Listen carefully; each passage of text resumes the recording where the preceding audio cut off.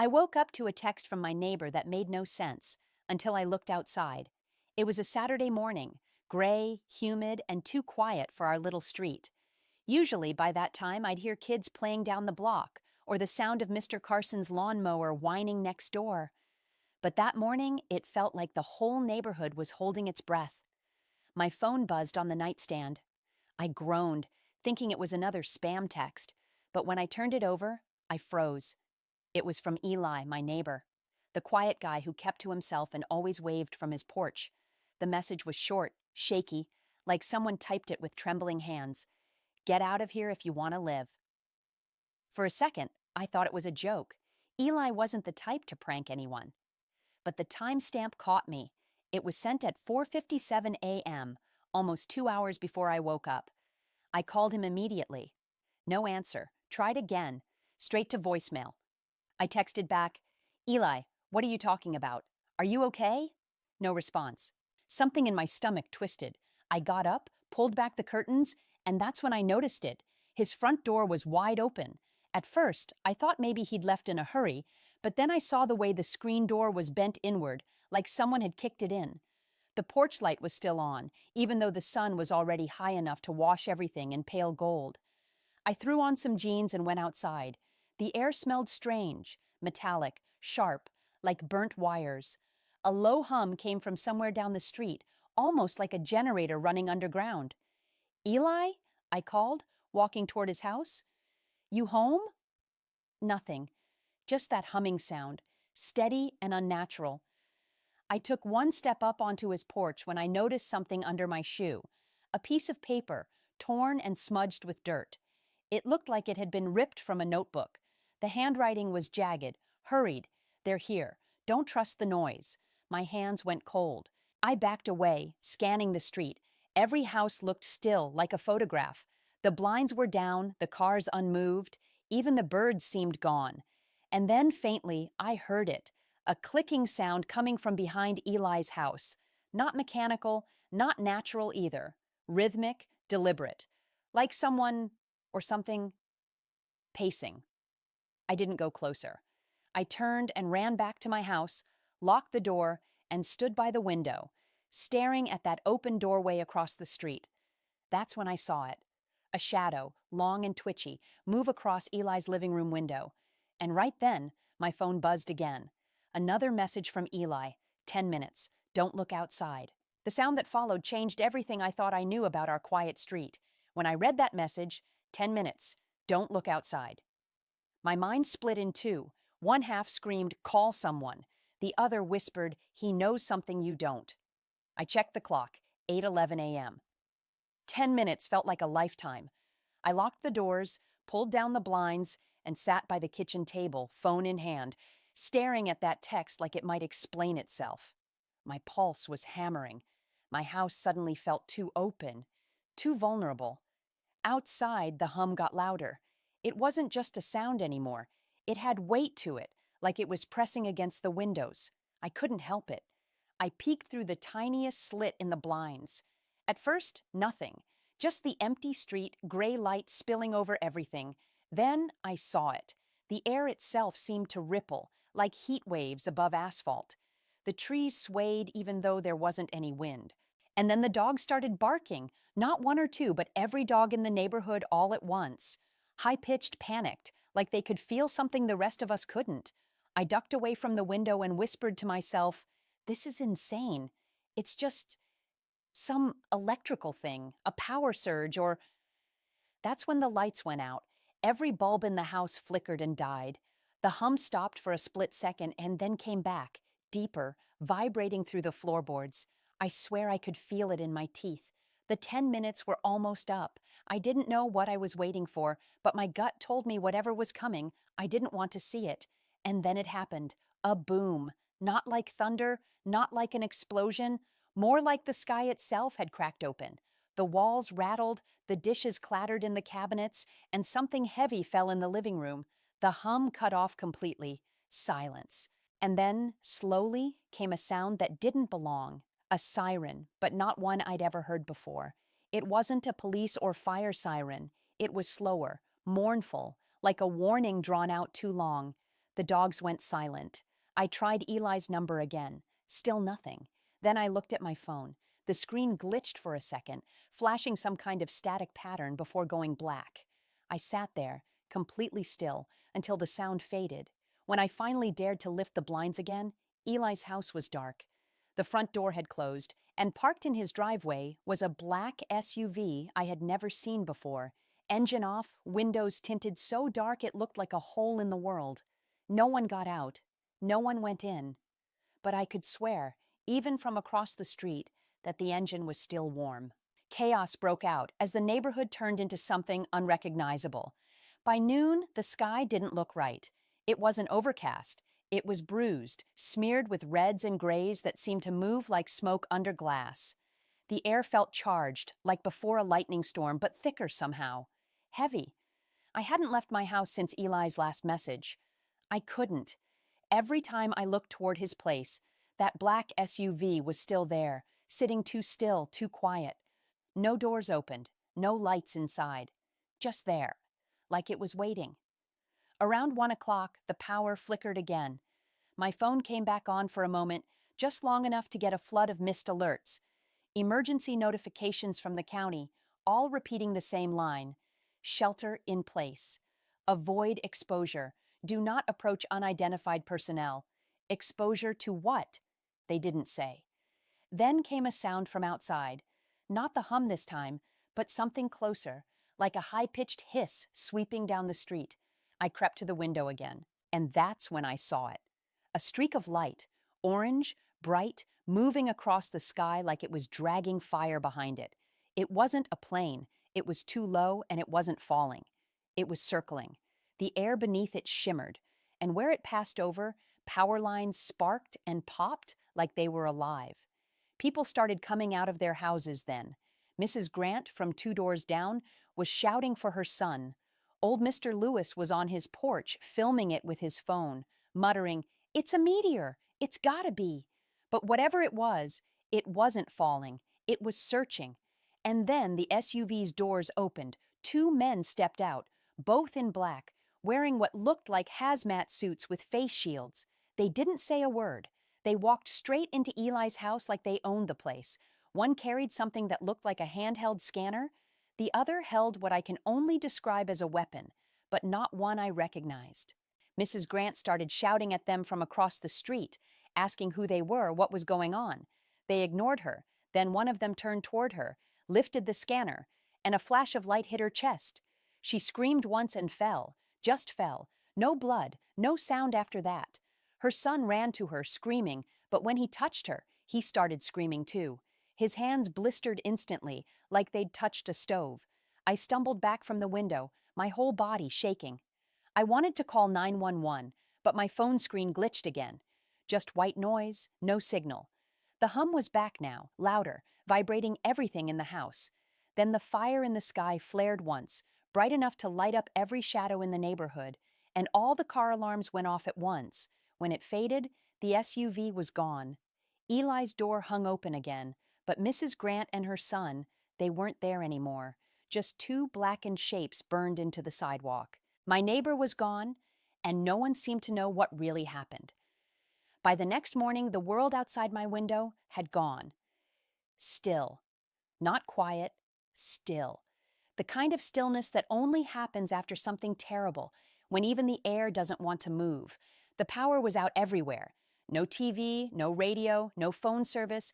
I hadn't slept. Every time I closed my eyes, I saw that light again, the way it hovered and searched, the way Mrs. Grant just... No, I couldn't think about that. At dawn, I decided I couldn't stay inside anymore. If Eli had survived, if he was still out there, I had to find him. He was the only one who seemed to know anything. The street looked wrong in daylight. Cars were parked at odd angles, doors left open.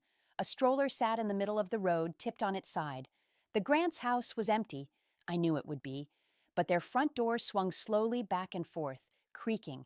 And on the sidewalk where she'd fallen, the black marks were gone, like it had never happened. Eli's house was worse. The front door still hung loose, but when I stepped inside, the smell hit me first. Metal, burnt plastic, and something faintly sweet like ozone. The living room was trashed. Drawers open, couch cushions slashed, the TV screen cracked, but there were no signs of a struggle. No blood, no footprints, no people, except for one thing. On the coffee table under a pile of papers, I found a photo. It was me and Eli taken at the block barbecue last summer. We were both laughing, holding beers, my hand on his shoulder. But across the photo, in black marker, he'd written 3 words. They took her. I didn't know what it meant. He wasn't married. He didn't have kids. But in that moment, I realized Eli hadn't run. He'd been taken, like the others. I backed out of the house, heart pounding. I wanted to scream, but my throat locked up when I noticed something on the driveway. Boot prints, heavy ones, leading away from the house and down toward the woods behind the cul-de-sac. And beside them, a thin trail of black residue, like something had leaked or melted along the path. That's when I saw the kid. He couldn't have been more than 10. Standing halfway down the street, barefoot, staring at me. His eyes were wide, blank, like he wasn't really seeing me. I started toward him, and he turned and ran. Not into a house, not toward anyone. He ran straight into the trees. I called after him, but my voice sounded foreign in the dead air. No one came out. No one heard me. When I reached the edge of the woods, I saw what he'd been running toward. A shape, half buried under branches, the black SUV. Its front end was crushed, windows shattered. No one inside. But on the passenger seat, I found Eli's phone. The screen was cracked, but it flickered when I touched it. One message draft was still open, unsent. If they find this, tell her I didn't open it. Tell her I tried to stop. The rest was cut off. I pocketed the phone, heart hammering. Behind me, something moved, a soft crunch of leaves, like someone stepping closer. I turned around, ready to run, but it wasn't a person. It was the same little boy, standing just a few feet away. And this time, when he spoke, it wasn't his voice. They're still here. I found something on his security camera that chilled me to my core. I don't know how I made it back home. I just remember running, through the trees, past the wrecked SUV, across the street that used to be our neighborhood. When I finally slammed my own door shut, I couldn't catch my breath. Every window felt like an open wound. I stayed on the floor for a long time, clutching Eli's phone. The screen was cracked and half dead, but the more I looked at it, the more I noticed something strange. A little folder icon at the bottom labeled CAM_2_backyard. My hands were shaking as I opened it. There were videos, dozens of them. Short clips, all recorded in the last week. Most were empty, just his backyard at night, motion lights flickering on and off, branches swaying. But then there was one, time-stamped 11:42 p.m., 2 nights before the message. I pressed play. At first, all I saw was darkness. The camera angle faced the trees behind his house. Then a faint light appeared in the corner of the frame, a flicker like a candle in the distance, swaying between the trees. It got brighter, closer, until the outline of a person appeared. It was Eli. He was walking backward, toward the house, whispering something, too quiet to make out.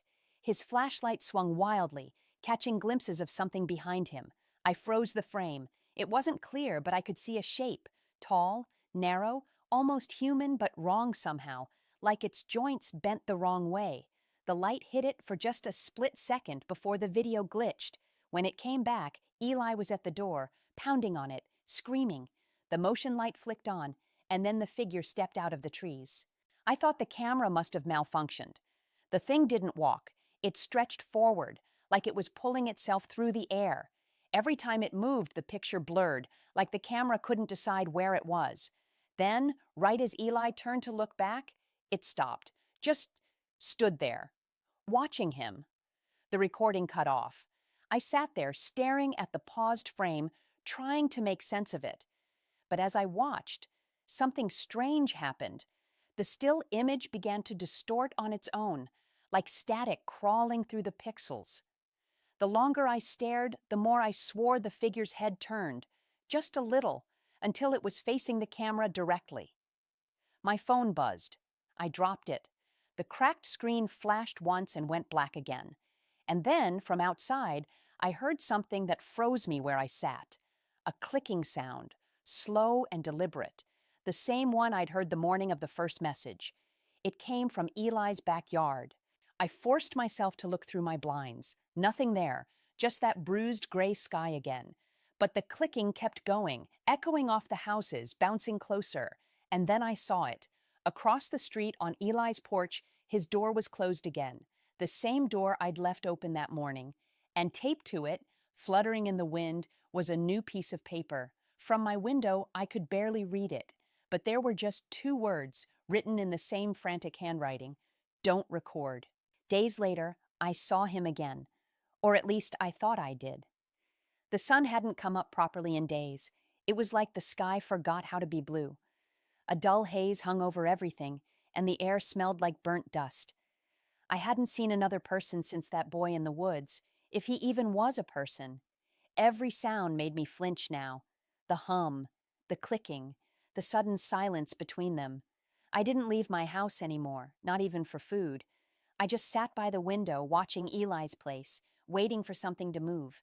That note, "Don't record," was still taped to his door. Each time the wind hit it, the corner lifted like it was trying to wave me closer. On the third night, around 2 a.m., I woke up to my porch light flickering. I hadn't turned it on. I got up, grabbed the baseball bat I'd been keeping by the bed, and crept to the window. There was someone standing in the street. At first, I thought it was one of the men in the black suits. Same build, same stillness. But then he moved under the streetlight, and I saw his face. It was Eli. I swear it was him. Same jacket, same tired eyes, the same way he used to half smile when he saw me. Only, he looked wrong. Too pale, like the light was draining him instead of reflecting off him. His clothes were torn, covered in what looked like ash or dust. He wasn't walking so much as gliding forward, one slow step at a time. I opened the door before I even thought about it. "Eli!" I called out. "Where the hell have you been?" He stopped, his head tilted like he was trying to remember what that name meant. "Eli, it's me. You sent me that message, remember? Get out of here if you want to live." He blinked slowly, and for a second, I thought I saw something behind his eyes. Recognition, maybe. Then he smiled. But it wasn't right. His teeth looked dark, like they'd been burned. He lifted his hand, pointed straight at me, and said something I couldn't hear. His lips barely moved, but I could tell it wasn't my name. It was a sound, low, guttural, almost like the hum that had haunted the street. And then, just as suddenly, he twitched. His head snapped sideways, a violent, unnatural motion, and he dropped to his knees. The hum surged back, vibrating the windows. My porch light blew out. I slammed the door and backed away, heart pounding so hard it hurt. When I dared to look again through the peephole, Eli was gone. Just gone. No footsteps, no sound, nothing. But he'd left something behind. On the porch, there was a piece of torn notebook paper, same handwriting as before. I opened the door just long enough to grab it and pull it inside. It read, "They can use us now. Don't follow the light." That night, the fire in the sky came back. Lower, slower this time, sweeping over the neighborhood like it was searching for something it had lost. And when it passed over my house, every light flickered on. Lamps, flashlights, the dead TV, all of them glowing with the same dull orange. Then from outside, someone whispered my name. Not shouted, whispered. It was Eli's voice, and it was coming from the backyard. The note he left before disappearing for good finally made sense. I didn't move for a long time after I heard Eli's voice outside my window. It wasn't just the sound of him saying my name. It was the way it echoed inside my head, like it wasn't coming from my ears at all. It was soft, almost kind, like the way he used to talk when he was trying not to scare me. But I knew better. That wasn't him anymore.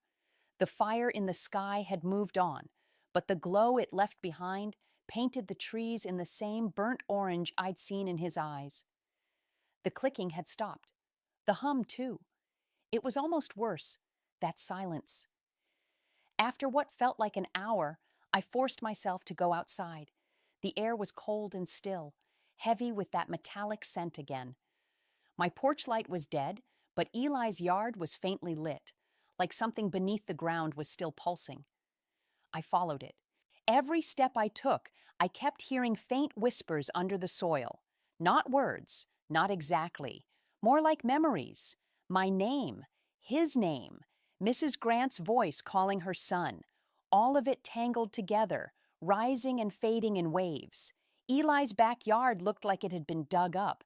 There were mounds of dirt, patches of scorched grass, and something half buried by the old oak tree. At first, I thought it was another piece of trash, until I saw my own handwriting on it. It was a letter, folded, burned around the edges, sealed with tape. On the back, in that same frantic scrawl, it said, "For when I'm not me anymore." I opened it. Inside was a note, written shakily, ink smeared like he'd written it in a hurry. "If you're reading this, they didn't find you yet. Don't try to find me, I'm already gone. It started with the noise. That's how they get in, through sound. They learn your voice. They use it to call you. Don't listen. Don't follow. If you see the sky burn again, run, even if you don't know where to."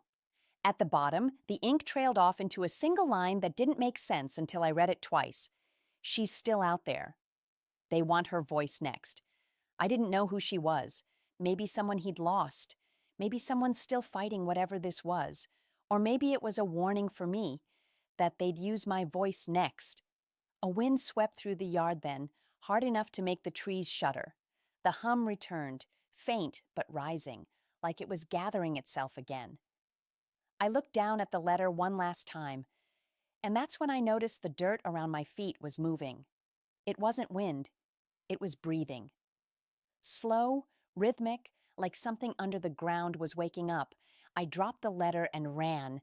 I didn't look back until I was inside, doors locked, blinds closed, heart hammering. Now it's been 3 days since then.